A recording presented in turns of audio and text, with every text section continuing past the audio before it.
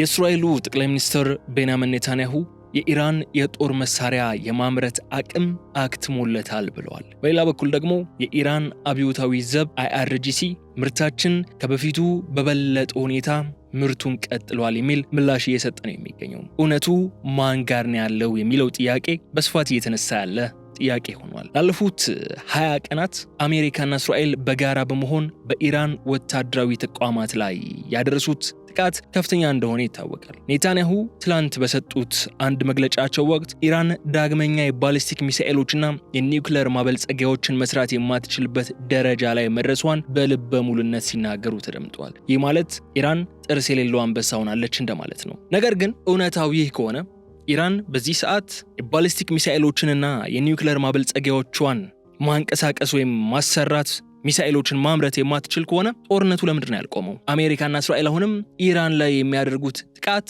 አጠናክረው የቀጠሉት ታዲያ ለምንድን ነው? ኢንድ ጎላቸው የኢራንን የሚሳኤልና የኒውክሌር አቅም ኒውትራላይዝ ማድረግ ማውደም ከሆነ ጦርነቱ ለምንድን ነው አሁንም ድረስ የቀጠለው? ኢራን የባሊስቲክ ሚሳኤል የማምረት አቅሟ ካከተመለት ለምንድን ነው ኔታንያሁ ይህ ባሉ ደቂቃዎች ውስጥ በርካታ ሚሳኤሎችን ወደ እስራኤል ያስወነጨፈችው? እውነቱ ማን ጋር ነው ያለው የሚለው ጥያቄ የሚያስነሳው እነዚህ ጉዳዮች ናቸው። ይህንን ማነሳላችሁ ለምን መሰላችሁ? ኔታንያሁ የኢራን የሚሳኤል አቅም አክትሞለታል ካሉ በኋላ ብዙም ሳይቆይ የኢራን አብዮታዊ ዘብ IRGC ቃል አቀባይ የነበሩት አሊ መሐመድ ናይኒ ከመገደላቸው ጥቂት ሰዓታት ቀደም ብሎ ማለት ነው የኔታንያሁን ንግግር የፈጠራ ወሬ ሲሉ አጣጥለውታል። ናይኒ ሲናገሩ ጦርነቱ ቢኖርም የሚሳኤል ፋብሪካዎቻችን ለደቂቃዎች እንኳን ስራ አላቆሙም በማለት ነበር የተደመጡት። እኚህ ቃል አቀባይ ይህ መግለጫ ከሰጡ ከጥቂት ሰዓታት በኋላ ስለመገደላቸው መረጃዎች እየወጡ ነው የሚገኙት። በዶይቼ ቬለ የመሳሰሉ ዓለም አቀፍ የመረጃ ምንጮችና የሚዲያ ተቋማት ቃል አቀባዩ ተገድሏል የሚለውን መረጃውን በስፋት እየተቀባበሉት ያሉ ጉዳይ ነው። ይህ የሚያሳየን ታዲያ ምንድን ነው? ጦርነቱ በምድር ላይ ብቻ ሳይሆን በመረጃ ወይም በኢንተለጀንስና በፕሮፓጋንዳ ደረጃም ምን ያህል እየተካረረ እንደመጣ ነው። ኔታንያሁ በድፍረት ወጥተው የኢራን ጉዳይ አብቅቶለታል፣ የሚሳኤል አቅሟ አክትሞለታል ለማለት ያስደፈራቸው በመረጃና በፕሮፓጋንዳ ደረጃ ያለውን ግጥሚያ በበላይነት ለመቋጨት በማሰብ ነው። የዛሬው ልዩ ጥንቅራችን የተከበራችሁ የገበያ ሚዲያ ተከታታዮቻችን ይህንን የኢራን የሚሳኤል ምርት አቅም የፕሮዳክሽን ፕሮሰስ አብቅቷል አላበቃም የሚለው ክርክር በስፋት ይመለከተዋል። ኢራን በእውነት አቅሟ ተሟጧል ወይስ ስትራቴጂያዊ በሆነ መንገድ ምርቷን ወደ መሬት ስር ዋሻዎች አጓጉዛለች የሚለውን ጥያቄ ምላሽ የምንፈልግበት ቆይታ ነው የሚኖረን። መጋቢት 10 ቀን በትላንትናው ዕለት ማለት ነው በሳውዲ አረቢያ ዋና ከተማ ሪያድ ታሪካዊ ሊባል የሚችል ስብሰባም ተካሂዷል። እሱም ሌላ የትኩረት አቅጣጫችን ነው። የአረብና የሙስሊም ሀገራት የውጭ ጉዳይ ሚኒስትሮች በአንድ ድምፅ ቆመው ለኢራን ጠንከር ያለ መልእክትን አስተላልፈዋል። ይህ ስብሰባ ከወትሮው ለየት የሚያደርገው ምንድነው የሚለውን ጥያቄ እናነሳለን። ለምን ከተባለ የሪያዱ ስብሰባ ለኢራን ትልቅ የፖለቲካ ራስ ምታት ሆኖ ሊመጣ ይችላል። ግን ደግሞ በሌላ በኩል እዛ የተሰበሰቡት ሀገራት ኢራንን ምን ማድረግ ይችላሉ የሚለውን ጥያቄ እናነሳለን። እስካሁን ኢራን የእስልምናው ዓለም ተሟጋች ነኝ የሚል ካባ ተጎናጽፋ ቆይታለች። አሁን ግን እነዚህ የባህረ ሰላጤው ሀገራት በተለይ የጂሲሲ ካውንስል አባላት እና ዮርዳኖስ፣ አዘርባይጃን፣ ቱርክም ሳይቀሩ በጋራ በመሆን በኢራን በሉዓላዊ ሀገራቶቹ ላይ የምታደርገውን ጥቃት በጽኑ ሲያወግዙ ተደምጧል። በተለይ ደግሞ የተባበሩት መንግስታትን የጸጥታው ምክር ቤት ውሳኔ ቁጥር 2817 ዩኤንኤስሲ ሪዞሉሽን 2817 ተግባራዊ እንዲሆን መጠየቃቸው ትልቅ ጫናን ፈጥሯል። ይህ ውሳኔ ኢራን ወታደራዊ እንቅስቃሴዎቿን እንድታቆምና የጦር መሳሪያ ዝውውሯን እንድትገታ የሚያስገድድ ነውና በዚህ ዙሪያም ሰፋ ያለ ቆይታ ይኖረናል። ስለዚህ አብራችሁ እንድትቆዩ ጋብዛችኋለሁ። የገበያ ሚዲያን የዩቲዩብ ገጽ ሰብስክራይብ ማድረጋችሁን እንዳትዘነጉ። ዩቲዩብ ገጻችንን ሰብስክራይብ፣ ቪዲዮውን ላይክ፣ ሀሳብ አስተያየታችሁን ደግሞ በኮሜንት መስጫው ላይ አስቀምጡልኝ በማለት ከተከታይ አጭር መሸጋገሪያ በኋላ ተመልሼ ስመጣ በዝርዝር ጉዳዮች ነው የሚሆነው። መልካም ቆይታ።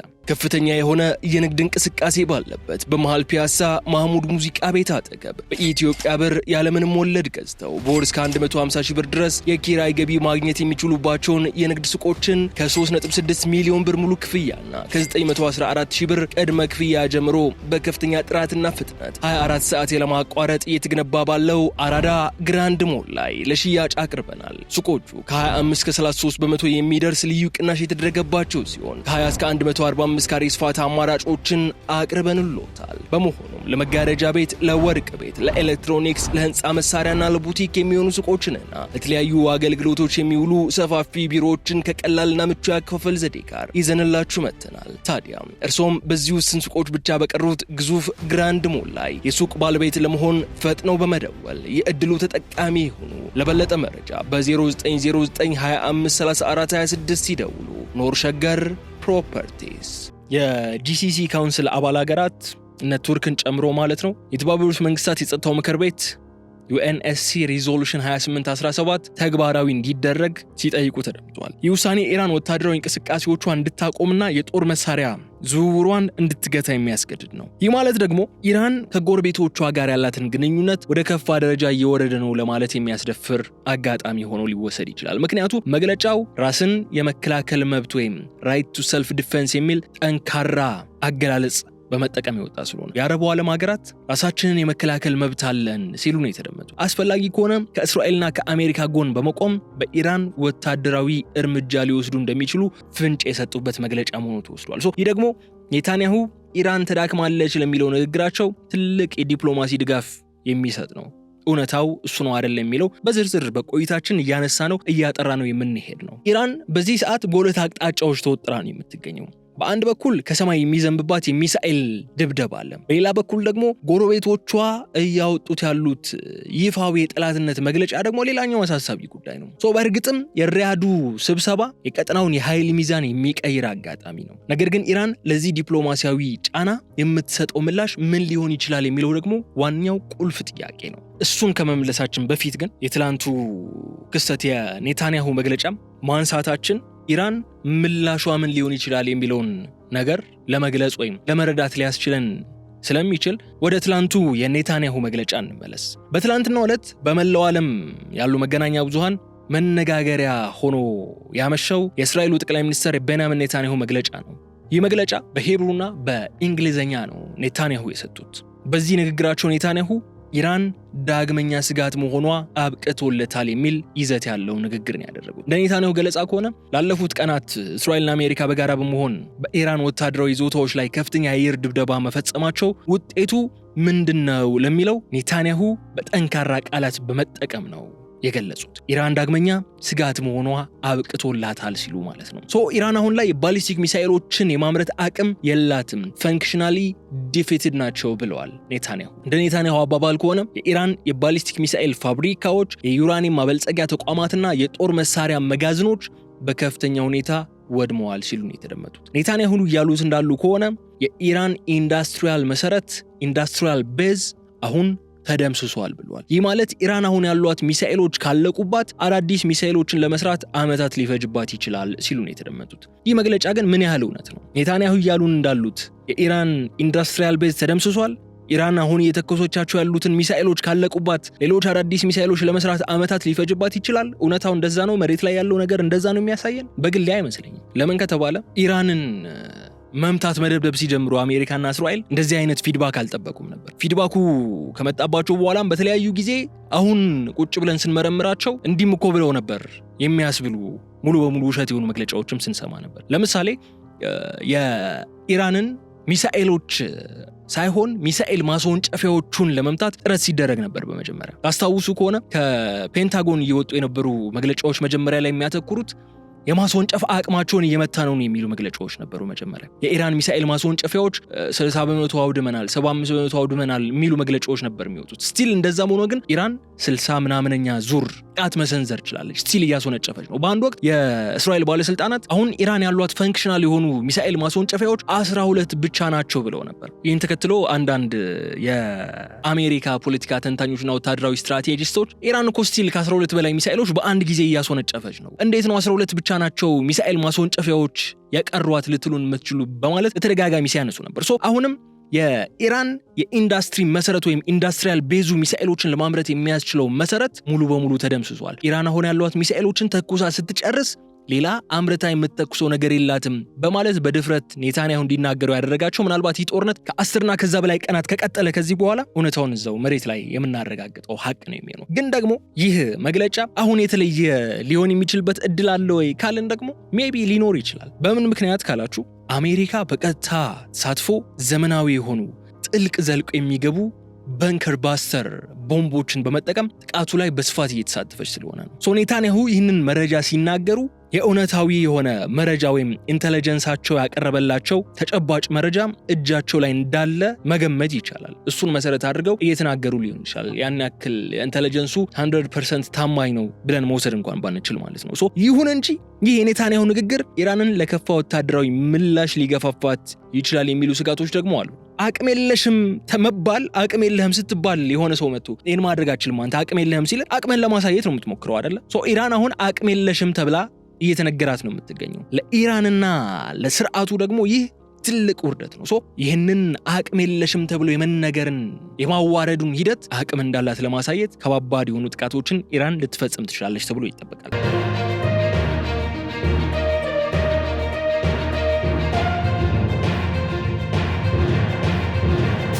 በእርግጥም ኔታንያሁ የኢራንን ቀይ መስመር ነው ያለፉት በዚህ ንግግራቸው።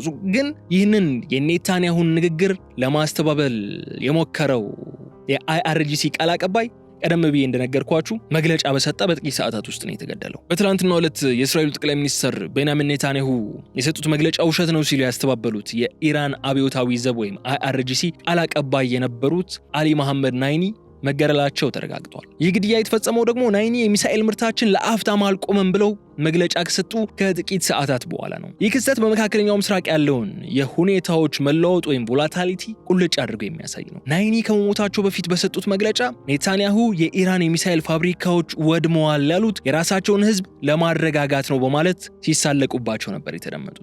ናይኒ ሲናገሩ የኢራን ወታደራዊ ኢንዱስትሪ ከጦርነት ይልቅ ለጦርነት ዝግጁ ነው፣ ምርታችን በጦርነት ውስጥ ሆኖም ተጠናክሮ ቀጥላል ነበር ያሉት። ከጦርነቱ ይልቅ ለሌላ ጦርነት ዝግጁ ነው ወታደራዊ ኢንዱስትሪያችን ነበር ያሉት ናይኒ። የመግለጫ ለኢራን ደጋፊዎች ትልቅ ተስፋ የሰጠ ነው። የእርሳቸው መገደል ግን ትልቅ ጥያቄ ምልክት ፈጥሯል። በሌላ በኩል አሜሪካና እስራኤል ናይኒን ኢላማ ያደረጉት በትክክል የኔታንያሁን ንግግር ለማረጋገጥና የኢራንን ትረካ ወይም ናሬቲቭ ለማዳከም ስላቀዱ ነው የሚሉ መረጃዎችም እየወጡ ነው የሚገኙት። ይህ ማለት አሁን ኢራን ትልቅ የመረጃ ክፍተት ውስጥ ልገባ ትችላለች ወይም ኮሙኒኬሽን ጋፕ ሊያጋጥማት ይችላል። ለምን? ዋናው ቃል አቀባይ ነው የተገደለው። የኢራን የመረጃ ስርጭት ሊያስተጓጉል ይችላል ተብሎ ይሰጋል። ግን ደግሞ አይደለም አንድ ቃል አቀባይ ይቀርና አያቶላ አሊ ኻሜኒም ተገድሏል። አሊ ላርጃኒም ተገድሏል። የአይአርጂሲ ከፍተኛ ኮማንደሮች እኮ ተገድሏል። አሁን ብቻ እኮ አይደለም፣ የዛሬ 8 እና 9 ወር ገደማም እኮ ቁልፍ የሆኑ የአይአርጂሲ ኮማንደሮች ተገድለው ነበር። ግን ስቲል ኢራን እጇን አልሰጠችም። ሲላሁንም እጇን አልሰጠችም፣ እየተዋጋች ነው ያለችው። ይህ አሜሪካና እስራኤል ኢራንን መሪዎቿን በመግደል ለማንበርከክ ያደርጉት ያሉት ጥረት የሚሳካ አይነት አይደለም፣ እየተሳካ ያለም አይመስልም። ናይኒ የኢራን ወታደራዊ ኃይል ፊት ነበሩ ወይ ፌስ ነበሩ እኚህ ሰው። እሳቸው ማጣት በኢራን የፕሮፓጋንዳ ስርዓት ላይ ትልቅ ክፍተት ሊፈጥር ይችላል። ነገር ግን አይአርጂሲ አሁንም ቢሆን ምርታችን ይቀጥላል ማለቱን አላቆመም። የመተካካት ሂደቱ የአይአርጂሲ በጣም የሚገርም እኮ ነው። በኢራን ውስጥ ያለው የመሪዎች የመተካካት ሂደት እኮ በጣም የሚያስገርም ነው። አንዳንድ ምንጮች እንደሚያሳዩት ከሆነ እኮ አሁን በህይወት ያሉት ፔሽኪያን አይደሉ ፕሬዚዳንቱ ቢገደሉ እንኳን ተብሎ 7 ተተኪዎች ተዘጋጅተውላቸዋል። 7 ተተኪዎች ስላችሁ ፕሬዚዳንቱ አሉ፣ ቢገደሉ ሌላ ተተኪ አለ፣ እሱ ቢገደል ሌላ ተተኪ አለ፣ እሱ ቢገደል ሌላ እያለ 7ኛ ድረስ የሚሄድ የተተኪዎች ሰንሰለት ነው ያለው። ያካሄድ ለሁሉም የአይአርጂሲና ለእስላማዊ ሪፐብሊኳ ሃይማኖታዊና ፖለቲካዊ አመራሮች ይጠቀልላል ማለት ነው።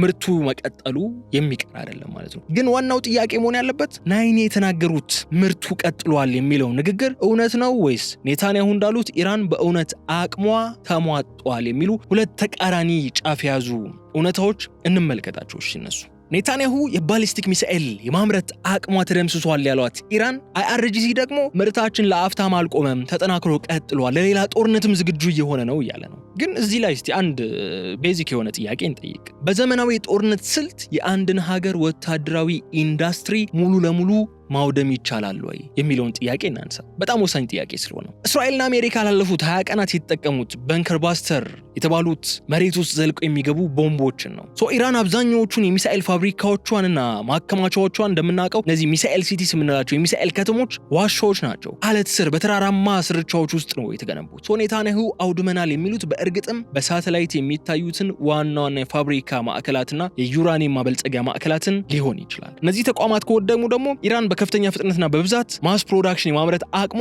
በእጅጉ ሊጎዳ ይችላል። ግን አይአርጂሲ ስቲል እንደዛም ሆኖ ምርታችን ቀጥሏል እያለ ያለው ምን መሰረት በማድረግ ነው? ሌላ ሚስጥራዊ አቅም አላቸው? ሊኖራቸው ይችላል። ለምን? ኢራን ለዚህ ጦርነት ላለፉት 10 ዓመታት ስትዘጋጅ የቆየችው እንዲህ አይነቱ መጠነ ሰፊ ጥቃት ነው። የባሊስቲክ ሚሳኤል ምርትን ዲሴንትራላይዝድ አድርገዋለች። ይህ ማለት ምን መሰላችሁ? የተለያዩ ክፍሎችን በተለያዩ ትናንሽ ሚስጥራዊ ቦታዎችን አምርቶ በአንድ ማዕከል አሰምብል የማድረግ ስልት ሊኖራት ይችላል ኢራን። ነገር ግን እንደ ኔታንያሁ አባባል ከሆነ ደግሞ የአሜሪካ የደህንነት መረጃዎች የሚያሳዩት የኢራን ዋና ዋና ክሪቲካል የሆኑ ማምረቻ ማሽኖችና ፋብሪካዎች መውደማቸውን ነው። ማሽኖቹ ከሌሉ ደግሞ ክፍሎቹ ማምረት አይቻልም። ስለዚህ የኢራን ምርት ቀጥሏል የሚለው መግለጫ ምናልባትም በእጃቸው ያሉትን ያለቁ ሚሳኤሎች ወይም ስቶክፓይል እንደ አዲስ ምርት በማስመሰል ለስነልቦና ጦርነት የሚጠቀምበት ዘዴ ሊሆን ይችላል የሚሉ ግምቶች አሉ። በጣም የሚገርም የቴክኖሎጂና ስትራቴጂ ፍጥጫ ላይ ነው ያለነው። አሁን በአንድ በኩል ዘመናዊ ቦምቦች አሉ፣ በሌላ በኩል ደግሞ ጥልቅ የከርሰ ምድር ዋሻዎች ነው እየተመለከትን ያለነው። ይህ ቴክኒካዊ ጦርነት በቀጠናው ላይ የሚኖረው የረጅም ጊዜ ተጽዕኖ ምንድን ነው የሚሆነው? የኢራን ወታደራዊ ስትራቴጂ ትልቁ መሰረት አክሴስ ኦፍ ሬዚስታንስ የሚባሉት እንደነ ሂዝቦላ፣ ሁቲና በኢራቅ ያሉ ታጣቂዎች ናቸው። እነዚህ ቡድኖች የኢራን የባሊስቲክ ሚሳኤሎች እንዲሁም የሰው አልባ አውሮፕላኖች ዋነኛ ተጠቃሚዎች ናቸው። ኔታንያሁ የኢራንን የማምረት አቅም ተደምስሷል ሲሉ መልእክቱ ለነዚህ ቡድኖች ጭምር ነው። ከሂዝቦላ ጋር ፊት ለፊት እየተጋጩ እየተዋጉ ስለመሆኑ እናውቃለን። ከእንግዲህ እናንተን የሚረዳችሁ የለም የሚል የስነልቦና ጫናን በመፍጠር እጃቸው እንዲሰጡ እየገፋፉ ነው ያሉት። የኢራን የፕሮዳክሽን አቅም መቆም ማለት የእነዚህ ቡድኖች የረጅም ጊዜ መዋጋት አቅም አከተመለት ማለት ነው። ከኢራን ባሻገር ነው ይሄ ጉዳይ። የናይኒ መገደል አሳዛኝ ክስተት ቢሆንም እንኳን ከመገደላቸው በፊት ግን ጦርነት ውስጥ ሆነንም እናመርታለን ሲሉ ያስተላለፉት መልእክት እነዚህን ቡድኖች ለማበረታታት አይዟችሁ አለንላችሁ ለማለት ነው የሚመስለው። ኢራን በእውነት እነዚህ ቡድኖች መደገፏን ለመቀጠል አቅሟ አላት። በዚህ ሰዓት ትልቁ ፈተና ያለውም እዚህ ላይ ነው። ኢራን ቀደም ብላ ያከማቻችው ከፍተኛ የጦር መሳሪያ ሊኖራት ይችላል። ነገር ግን አዳዲስ ሚሳኤሎችን ማምረት ካልቻለች ያላት ሀብት በተራዘመ ጦርነት ኢራን ለምትፈልገው ይሄ የሚራዘም ረጅም ጊዜ የሚፈጅ ጦርነት አለ አይደለ? ለዛ ያንን ጦርነት ለማካሄድ አያስችላትም። ሀብቷ እያለቀ ይሄዳል። በተለይ ደግሞ የሪያዱ ስብሰባ አለ አይደለ? እነዚህ የአረብ ሀገራት ራሳችንን የመከላከል መብት አለን በማለት ያወጡበት መግለጫ ያስብሰባ አለ አይደለ? እነዚህን የኢራን ፕሮክሲዎችን ለመቆጣጠር ከእስራኤል ጋር ያላቸውን ትብብር ሊያሳድጉ ይችላሉ። ኢራን አሁን ወዳጅ አልባ እየሆነች ነው እየመጣች ያለችው። ከዛ በላይ ደግሞ የጦር መሳሪያ አቅርቦቷም አደጋ ላይ ወድቋል የሚል ናሬቲቭ እየተሳለን ያለው እውነታው እሱ ነው አይደለም? በሂደት የምንመለከተው የሚደበቅ ነገር አይደለም። ኦልሬዲ ኢራን ከቀናት በኋላ ሚሳኤል መተኮስ ካቆመች እነ እስራኤል እያሉ ያሉት ነገር እውነት ነው ማለት ነው። አይ ብላ ስቲል አሁን 60 ምናምነኛ ዙር ደርሳለች። የምትቀጥልና 100 ዙር ድረስ የምትተኩስ ከሆነ ኢራን ግን ስቲል እያመረተች ነው ማለት ነው። በእርግጥም ግን እዚህ ላይ የኢራን የውጭ ፖሊሲውን ትልቅ አደጋ ላይ ነው ያለው። ይህ ደግሞ በቀጠናው ላይ ያለውን የኃይል ሚዛን ሙሉ በሙሉ የሚቀይር ነው የሚሆነው።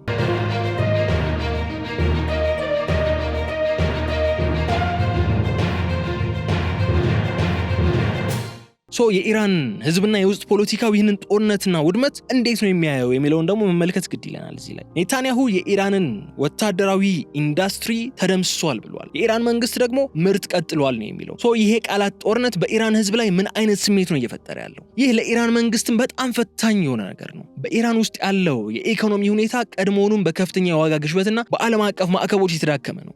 አሁን ይህ የተዳከመ ሁኔታ የ20 ቀናት የጋራ ጥቃት ታክሎበት የሀገሪቱን መሰረተ ልማትና ወታደራዊ ኩራት ነክቶታል። የአይአርጂሲ ቃል አቀባይ አሊ መሐመድ ናይኒ መገደላቸው በህዝቡ ዘንድ ተጨማሪ ድንጋጤን ፈጥሯል። ናይኒ ምርታችን አልቆመም ብለው በተናገሩ ደቂቃዎችና ሰዓታት በኋላ ነው የተገደሉ።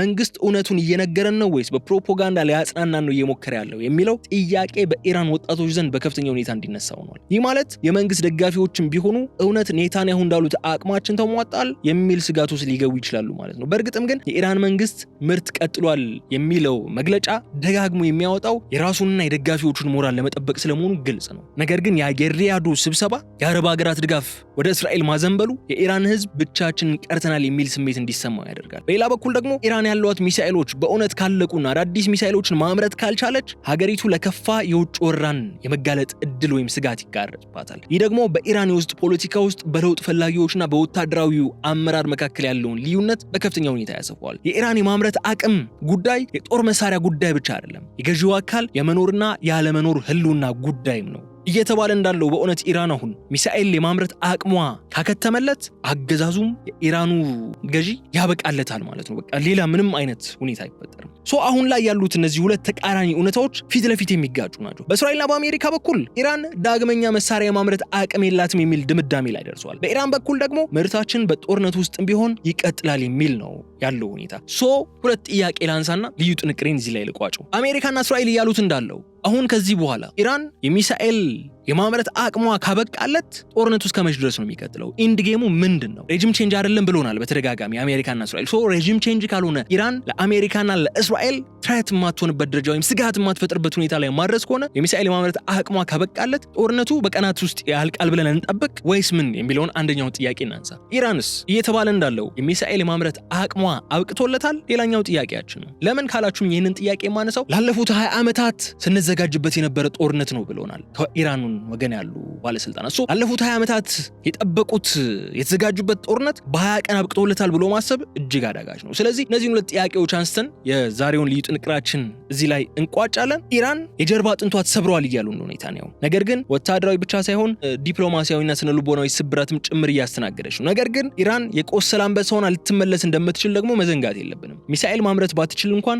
በእጇ ያለውን ክምችት ተጠቅማ የመጨረሻና አስከፊ ጥቃት የመሰንዘር እድል እንዳላትም መርሳት የለብንም ብዬ እዚህ ላይ ነው ልዩ ጥንቅሬን የምቋጨው። በቀጣይ በሌላ ጉዳይ መልሰን የምንገናኝ ነው የሚሆነው። እስከዛ ድረስ መልካም ቆይታን እመኝላችኋለሁ። የገበያ ሚዲያን የዩቲዩብ ገጽ ሰብስክራይብ ማድረጋችሁ እንዳትዘነጉ። ቪዲዮውን ላይክ አድርጉ። ሀሳብ አስተያየታችሁን ደግሞ በኮሜንት መስጫው ላይ አስቀምጡልን። ሰላም። ከፍተኛ የሆነ የንግድ እንቅስቃሴ ባለበት በመሃል ፒያሳ ማህሙድ ሙዚቃ ቤት አጠገብ በኢትዮጵያ ብር ያለምንም ወለድ ገዝተው በወር እስከ 150 ሺህ ብር ድረስ የኪራይ ገቢ ማግኘት የሚችሉባቸውን የንግድ ሱቆችን ከ3.6 ሚሊዮን ብር ሙሉ ክፍያና ከ914 ሺህ ብር ቅድመ ክፍያ ጀምሮ በከፍተኛ ጥራትና ፍጥነት 24 ሰዓት ያለማቋረጥ እየተገነባ ባለው አራዳ ግራንድ ሞል ላይ ለሽያጭ አቅርበናል። ሱቆቹ ከ25 እስከ 33 በመቶ የሚደርስ ልዩ ቅናሽ የተደረገባቸው ሲሆን ከ20 እስከ 145 ካሬ ስፋት አማራጮችን አቅርበንልዎታል። በመሆኑም ለመጋረጃ ቤት፣ ለወርቅ ቤት፣ ለኤሌክትሮኒክስ፣ ለህንፃ መሳሪያና ለቡቲክ የሚሆኑ ሱቆችንና ለተለያዩ አገልግሎቶች የሚውሉ ሰፋፊ ቢሮዎችን ከቀላልና ምቹ ያከፋፈል ዘዴ ጋር ይዘንላችሁ መጥተናል። ታዲያ እርሶም በዚህ ውስን ሱቆች ብቻ በቀሩት ግዙፍ ግራንድ ሞል ላይ የሱቅ ባለቤት ለመሆን ፈጥነው በመደወል የእድሉ ተጠቃሚ ይሁኑ። ለበለጠ መረጃ በ0909253426 ይደውሉ። ኖር ሸገር ፕሮፐርቲስ